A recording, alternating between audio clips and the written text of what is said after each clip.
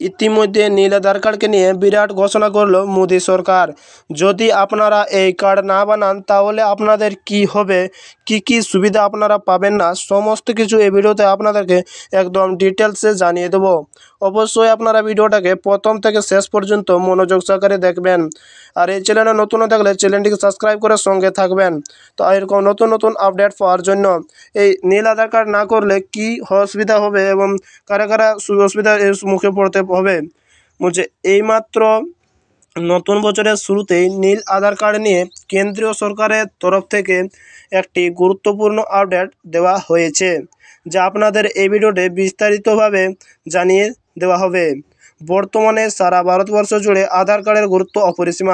আধার card ছাড়া কোনো কাজই হয় না, ব্যাংকের বই সমস্ত কিছু কাজ করার জন্য আধার কার্ড একটা গুরুত্বপূর্ণ নথি হয়ে এসেছে।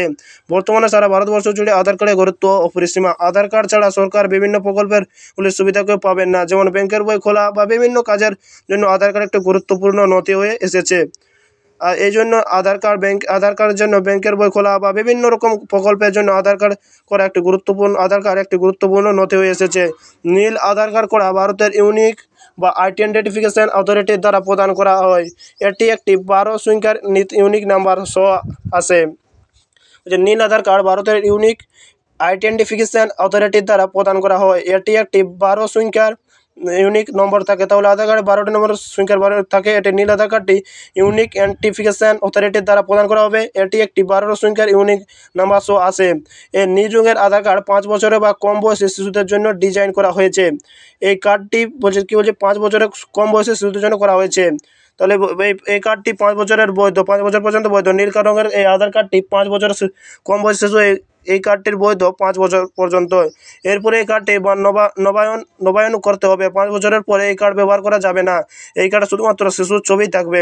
তাহলে 5 বছরের নিচে বা 5 বছর পর্যন্ত এই আধার কার্ড থাকবে। ব্লু আধার কার্ড না করালে কি হতে পারে এই নিয়ে বিস্তারিত বলবো। বর্তমানে হচ্ছে আধার কার্ড শুধুমাত্র প্রাপ্তবয়স্কের জন্য নয়, শিশুদের জন্য একটি অত্যাবশ্যক নথি।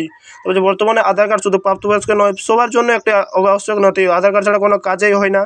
এটি অভিভাবকদের জন্য সহায়ক হিসাবে প্রমাণিত হবে, কারণ ভবিষ্যতে শিশুদের পরিচয় সংক্রান্ত প্রয়োজনীয়তা নীল রঙের আধার কার্ড ব্যবহার করা যাবে। তো বলছে শিশুদের ক্ষেত্রে এবার ব্লু রঙের বা নীল রঙের আধার কার্ড একান্তই প্রয়োজন, কারণ নীল রঙের পরিচয় ভবিষ্যতে শিশুদের পরিচয় সংক্রান্ত প্রয়োজনে নীল রঙের আধার কার্ড ব্যবহার করা যাবে। যদি নির্দিষ্ট সময়ের মধ্যে শিশুদের এই আধার কার্ড তৈরি করা না হয় তবে সরকারি বিভিন্ন সুযোগ সুবিধা থেকে বঞ্চিত হতে পারে।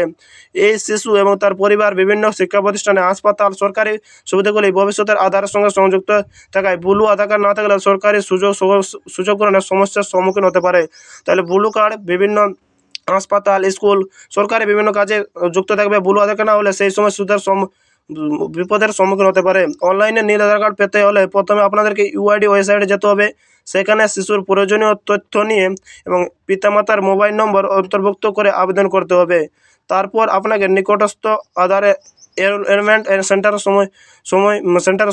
সঙ্গে সঙ্গে কিছুদিন পর বা সেই যোগাযোগ করতে হবে এবং এই ইউআইডি ওয়েবসাইটে গিয়ে তারপর আধার কার্ডে তোমাদের নিকটতম আধার সেন্টার গিয়ে আধার সেন্টারের সময় বুক করতে হবে। আধার সেন্টারে বুক করতে হবে। পিতামাতার আধার কার্ড, ঠিকানার প্রমাণ এবং শিশুর জন্ম সনদ সহ সমস্ত প্রয়োজনীয় নথি যাচাই করাতে হবে।